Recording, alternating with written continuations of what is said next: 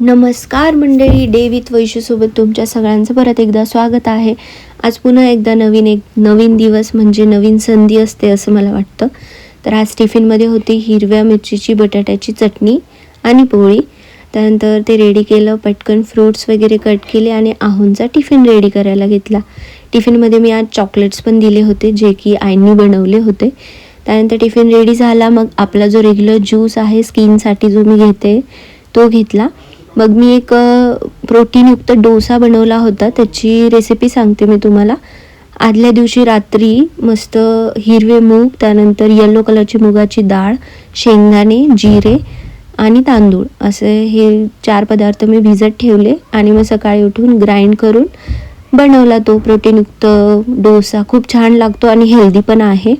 त्यानंतर रात्रीच्या जेवणात आज रशाची मेथीची भाजी होती. ती मी अशी बनवते, तुम्ही कसं बनवता मला नक्की सांगा. त्यानंतर मग मस्त पोळ्या बनवून घेतल्या.